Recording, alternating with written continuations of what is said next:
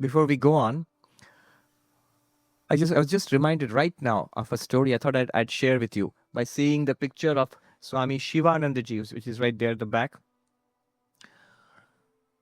This goes back many, many decades to the middle of the 20th century. Many of you may have heard of Swami Chinmayananda ji, who founded the Chinmaya Mission.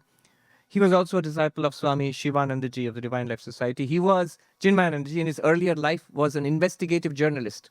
So he had gone to the Himalayas to expose the monks there, to write an investigative article about the Swamis in the Himalayas, and he became a Swami himself. So he was very impressed by Swami Sivananda ji, but he had a desire. He said, can I learn Vedanta in the traditional way from a traditional Himalayan master? Can you direct me? So Swami Sivananda thought, and then he was acquainted with a number of great teachers in the Himalayas in those days. And so he selected one, who was Tapovanam Swami, who lived in the Himalayas, spent most of his life there, great master, long before my time. But I have gone to the hut where he used to live. So this Swami was a great teacher of Advaita Vedanta, but a very traditional teacher. So the lowest he would come down physically also is Uttarkashi, which is 5,000 feet. So in winter, he would come down to that, no lower than that. And then when the snows melted, he would go up to Gangotri, which is 10,000 feet, or Tapovan, which is 14,000 feet, and so on. And he lived most of his life there. After he went to the Himalayas, he never really came back. Enlightened, knower of Brahman, enlightened being. So Swami Chinmayananda was sent to him to study Vedanta traditionally. And traditionally means he would accept only those who were monks as disciples, brahmacharis or sannyasis as disciples. And you would have to go there and beg for your food. And there were very little places to beg for, very, very meager food. You are to take care of your own food and your own residence. Residence means either a hut or a cave. And none of it heated. So if it is 10 degrees Celsius outside, is also 10 degrees, and your bed is also 10 degrees Celsius, or at 0 degrees, whatever it is. And there would be 2 classes in the day with Tapovan Swami. And you would have to go, and the classes were of the Upanishads. And whatever was taught in one class, you would have to repeat back verbatim in the next class. If you failed, you're banished forever from the class. So that was the kind of traditional training which Swami Chinmayananda had to look forward to. Anyhow, the story concerns one particular part of it. As you can guess, he had very few students, not like this. I met his attendant. I think he's still living, Swami Sundarananda, who lives in Gangotri, in the same hut where his master Swami Tapovan lived, and where Swami Chinmayananda came to study. Sundarananda also told me the stories of how the first day Swami Chinmayananda came to study, and he escorted Chinmayanandaji to Tapovan Maharaj. I think at that time Swami Chinmayananda was a brahmachari probably. But it concerns one particular aspect. At that time, they were studying the Mandukya Karika, this text. And Swami Chinmayanandaji had a question. If there is pure consciousness, and I am that, and that alone is real, Brahman alone is real, that ultimate fourth, that is real, then why the other 3? Why is anything there at all? Why does this appear? Why does the world, I'm sure, all right, let it be an appearance, let it be Maya, illusion, whatever it is, but why does it appear at all? What is the necessity? Why is there a waking? Why is there a dreaming? Why is there a deep sleep? Why couldn't there be just pure consciousness? Because that's the only reality. So that's the question. What is the necessity of all of this? What good does it do? It just seems to create trouble. We feel we are trapped in samsara, then we have to learn Vedanta and all of that, and then become enlightened. Why go through all of that? Why all of this anyway? So he had asked this question, and Tapovan Swami did not reply. Next day in the class, suddenly in the middle of the class, Tapovan Swami asked the students, Chinmayanandaji, to get me a glass of water. Oh, he said, get me some water. I want to drink water. Get me some water. And Chinmayanandaji was surprised because usually that did not happen in the middle of the class.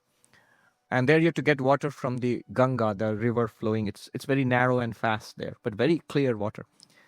In some seasons, in rainy seasons, it's very muddy. So he goes down and he takes this glass made of brass, and he takes some water from the river and climbs back up again. I've seen the place where they used to study. So climbs back up again and brings it here to his master. And suddenly Tapovan Swami is fierce and angry. What have you done? I got you what you asked for. What did I ask for? I said, glass of water. Glass of water? You asked for water. Yes. And what did you get? A glass of water. Why a glass of water? I didn't ask for a glass. I asked for water. And Chinmayanji says, I stood there stunned for a moment. Here was the answer to my question. Here is the answer to the question, why is there any of this manifestation at all? See, you cannot get water without the glass. To make the water useful, to get it, you need a container. Otherwise, you can't get it. What is necessary is the water. But for that, to make it useful and to get it, you need a container. Similarly, Vedanta says the only way to experience yourself, the only way Brahman can experience itself, pure consciousness can experience itself, is through manifestation, through names and forms. So it's a very profound answer. Why does pure consciousness manifest itself in all these ways? Because this is the only way it experiences itself. As pure consciousness, there's no question of subject-object experience. In another form, this beautiful story which I like very much, there was a wonderful humorous teacher of Vedanta and Zen in the 1950s and 60s, Alan Watts, in San Francisco. I never met him, long before my time, but his books are very nice. One of his books, easily remembered, it's called The Book. So you can easily remember. You can Google it up. At one time, it was very popular. It's a small book, but worth reading. It's called The Book, The Taboo Against Knowing Who We Are. Taboo Against Knowing Who We Are. So there, he starts off with an answer to this question. Why does that fourth, pure consciousness, manifest itself at all? So it's a children's story, but I think it's really instructive. I mean, it's very beautiful. We learn so much from that little children's story. He says, in the beginning, there was nothing at all. God alone existed.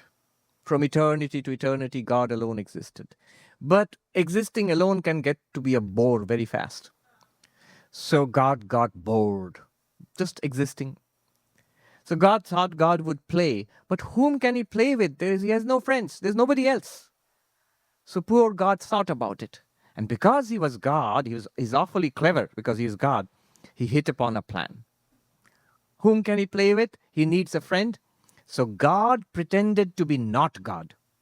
Now there are two, God and God pretending to be not God. And now God could play. But a problem came up.